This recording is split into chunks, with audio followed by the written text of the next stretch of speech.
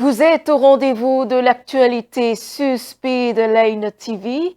Mesdames et messieurs, bonsoir et bienvenue dans ce journal. Les personnalités appelées à siéger au Sénat sont désormais connues. Cette nouvelle institution, créée à la suite de la révision constitutionnelle de novembre 2025, voit ainsi ses premiers membres désignés. La liste a été officialisée à l'issue du Conseil des ministres tenu ce mercredi 1er juillet. Dans ce journal, nous revenons sur la Coupe du Monde 2026 avec un point sur les matchs déjà disputés et l'entrée en liste des équipes africaines. À Cotonou, des amateurs de football partagent leurs impressions sur ces rencontres. Nous les écoutons dans un instant. Et puis, en Côte d'Ivoire, 59 décès ont été enregistrés depuis le début de la saison des pluies. À la mi-mai, à la suite de fortes inondations, la majorité des victimes se trouve à Abidjan, principale ville du pays.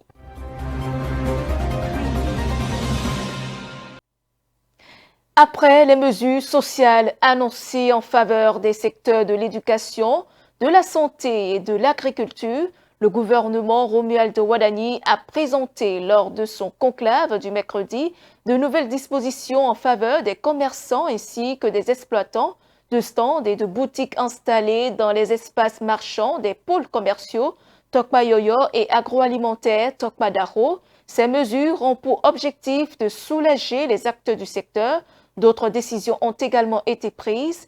On fait le point avec le porte-parole du gouvernement. Autorisation de l'avancement au 12e échelon des agents de l'État remplissant les conditions d'éligibilité. La loi numéro 2015-18 du 1er septembre 2017 portant statut général de la fonction publique a réorganisé la carrière des fonctionnaires de l'État en 15 échelons contre 12 sous le statut antérieur. Par suite, l'accès au 12e échelon, qui était un avancement de grade, au choix et au mérite, est perçu comme un avancement d'échelon, donc automatique. Mais il fallait attendre l'aboutissement des travaux de la commission en charge de l'élaboration des dispositions réglementaires complémentaires pour rendre effective la mise en œuvre de la réforme. Or, à la date du 31 décembre 2025, 1110 agents de l'État classés au 12e échelon étaient en attente d'avancement. Le Conseil a donc autorisé l'avancement au 12e échelon des agents ayant rempli les conditions d'ancienneté et de mérite pour y accéder. Cette solution a l'avantage de sauvegarder les intérêts des agents concernés et de faciliter la mise en œuvre de la réforme d'avancement automatique d'échelon dans le système intégré de gestion des ressources humaines et de la paie.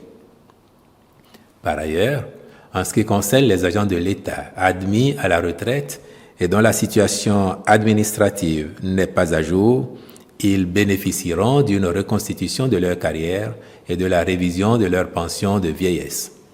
En tout état de cause, les agents de l'État promus au 12e échelon bénéficieront de l'incidence financière irrelative ainsi que des rappels de salaire subséquents, Tokpayoyo et agroalimentaire, Tokpadaho. Le ministre du Commerce intérieur a fait au Conseil un compte-rendu de l'application des redevances actuellement fixées dans ces marchés. Il en ressort que, quoiqu'étant inférieures à ce qu'elles auraient dû être en réalité, celles-ci sont jugées quelque peu élevées par les marchands et les exploitants des stands et boutiques. Tenant compte des doléances émises, le président de la République a donné des orientations en vue de renforcer l'accessibilité financière des marchés modernes et de favoriser leur occupation optimale. Sur cette base, le Conseil a donné son accord pour qu'il soit procédé à une réduction des redevances mensuelles pour compter du mois de juillet 2026. À cet effet, le ministre de l'Économie et des Finances est instruit d'augmenter les subventions de l'État destinées à l'entretien des infrastructures marchandes modernes concernées. En point 5, autorisation de l'avancement au 12e échelon des agents de l'État remplissant les conditions d'éligibilité. La loi numéro 2015-18 du 1er septembre 2017 portant statut général de la fonction publique a réorganisé la carrière des fonctionnaires de l'État en 15 échelons contre 12 sous le statut antérieur. Par suite, l'accès au 12e échelon, qui était un avancement de grade, au choix et au mérite, est perçu comme un avancement d'échelon, donc automatique. Mais il fallait attendre l'aboutissement des travaux de la commission en charge de l'élaboration des dispositions réglementaires complémentaires pour rendre effective la mise en œuvre de la réforme. Or, à la date du 31 décembre 2025, 1110 agents de l'État classés au 12e échelon étaient en attente d'avancement. Le Conseil a donc autorisé l'avancement au 12e échelon des agents ayant rempli les conditions d'ancienneté et de mérite pour y accéder. Cette solution a l'avantage de sauvegarder les intérêts des agents concernés et de faciliter la mise en œuvre de la réforme d'avancement automatique d'échelon dans le système intégré de gestion des ressources humaines et de la paie. Par ailleurs, en ce qui concerne les agents de l'État admis à la retraite et dont la situation administrative n'est pas à jour, ils bénéficieront d'une reconstitution de leur carrière et de la révision de leur pension de vieillesse. En tout état de cause, les agents de l'État promus au 12e échelon bénéficieront de l'incidence financière. Le processus d'installation du Sénat se poursuit avec de nouvelles désignations. Le gouvernement a validé 14 nominations supplémentaires destinées à compléter la liste des membres de droit de la Chambre haute du Parlement. Ces derniers siégeront aux côtés des anciens chefs d'État Nicéphore Soglo, Boni Yayi et Patrice Talon, ainsi que des anciens présidents de l'Assemblée nationale et de la Cour constitutionnelle. D'autres décisions ont également été entérinées au cours de cette séance gouvernementale. Suivons. Au Sénat, en plus des membres de droit, sont désignés pour siéger personnalités de haut rang désignées par le président de la République et ayant été au commandement des forces de défense et de sécurité. Monsieur Alassane Seydou, Monsieur Fortuné Alain Noati, Intendant général de brigade Robert Bihan, Général de brigade aérienne Tafa Adam, Capitaine de vaisseau-major Albert Ezimbadou. Personnalités de haut rang désignées par le président de la République, Messieurs Ousmane Batoko, Raimi Amadou, Paul Humpé, Emmanuel Tiando, Pascal Irénée Koupaki. Au titre de l'Assemblée nationale, Madame et Messieurs Adidjatou Matisse, Abraham Zizindokwe, Sakalafia, Charles Toko. Au Conseil économique et social, niveau départemental, Ali Bori. Membre désigné par le secteur agricole, Monsieur Bani Mora Saregande. Membre désigné par le secteur artisanat, Monsieur Aboudou Ali Orou. Membre désigné par le secteur du commerce et de l'industrie, Monsieur Abdel Wahid Babio. Membre désigné par l'Assemblée nationale, Messieurs Gounou Dada Deol, Sero Zorobouragui, Mohamedou Moussa, Madame Fadinatou Oruseko. Membre désigné par le président de la République, Messieurs Moussa Saleh Moukaïla, Aboubakar Tidjani. Atakora. Membre désigné par le secteur agricole, Monsieur CCD Soumaïla Tamou. Membre désigné par le secteur artisanat, Monsieur Yafaga Gilbert Saagi Bayanga. Membre désigné par le secteur du commerce et de l'industrie, Monsieur Raoufou Odjoraji. Membre désigné par l'Assemblée nationale, Madame et Messieurs Sandrine Kiando, Vincent Nyoniwen, Tampa Ncha, Gilbert Bangada. Membre désigné par le président de la République, Messieurs Thomas Nyombo, Moumouni Aruna. Atlantique. Membre désigné par le secteur agricole, Monsieur Dosso Lazare Nyolonfon. Membre désigné par le secteur artisanat, Monsieur Hippolyte Soho, Membre désigné par le secteur du commerce et de l'industrie, M. Kofi Frank Akpaonka. Membre désigné par l'Assemblée nationale, Messieurs Kokou Lucien Huibo, Valentin Aditi Houdé, Cyprien Toyi, Guy Mitokbe. Parlons sport à présent. La Coupe du Monde 2026 continue de battre son plein avec des équipes qui livrent de belles performances et offrent un spectacle apprécié du public. Nous en sommes déjà au 16e de finale. Certaines sélections africaines comme le Sénégal et le Congo ont déjà disputé leur rencontre, tandis que d'autres poursuivent encore la compétition. Au Bénin, des citoyens donnent leurs analyses. C'est dans ce reportage.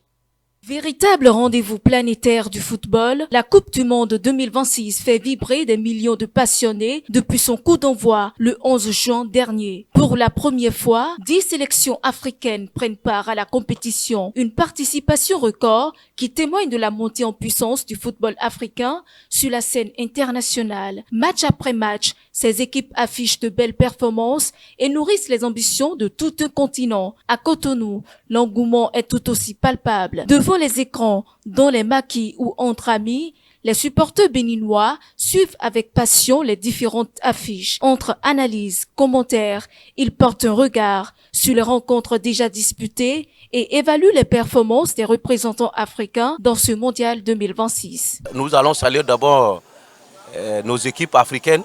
Sur 10 d'abord, nous avons eu 9 sur 10. Ça là, nous allons saluer d'abord l'effort.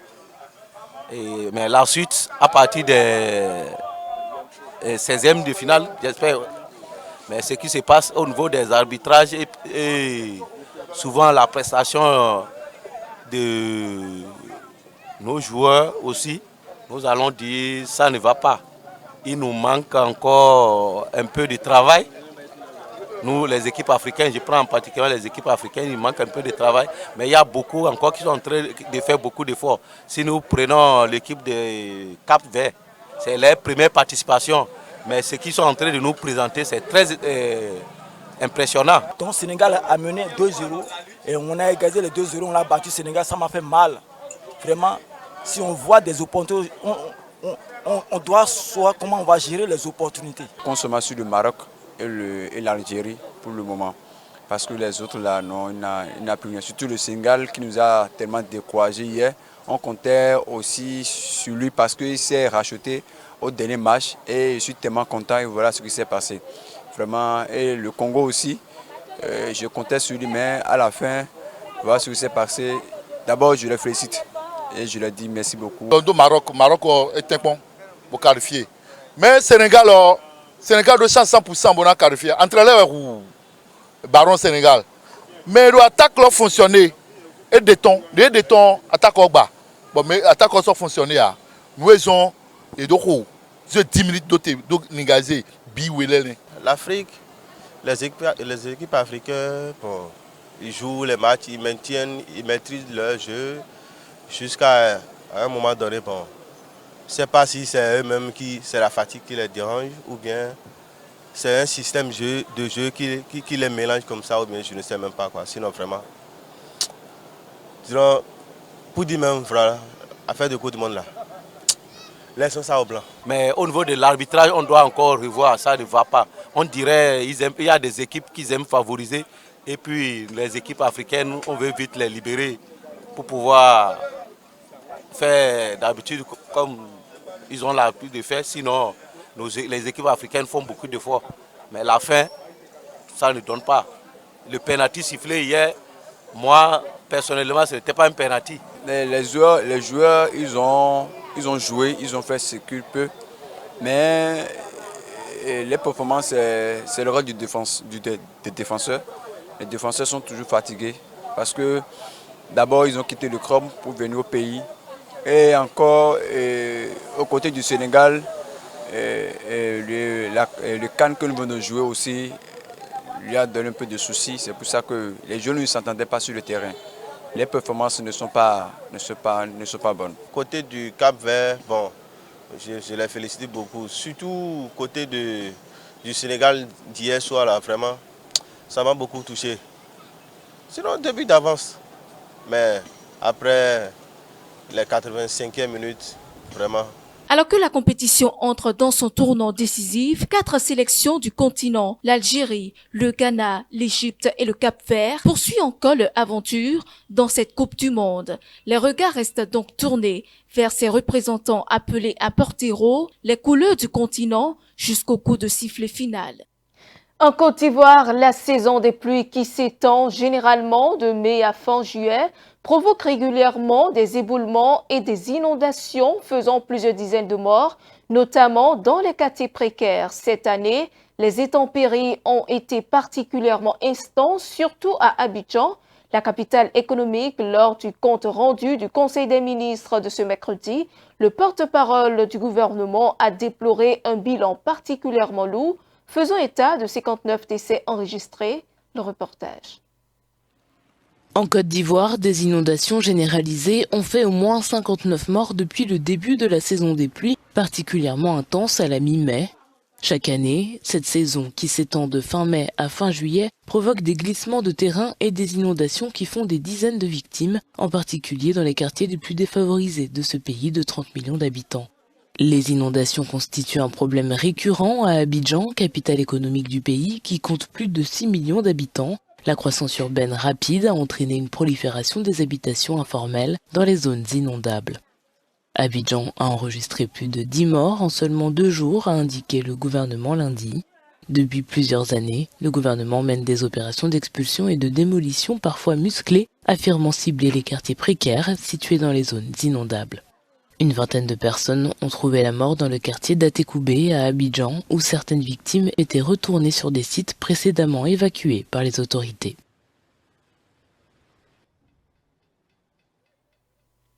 Et c'est la fin de ce journal. Merci de votre fidélité. Suivez-nous en continu sur speedlinetv.bj/live et sur nos différents canaux digitaux Facebook, YouTube et TikTok.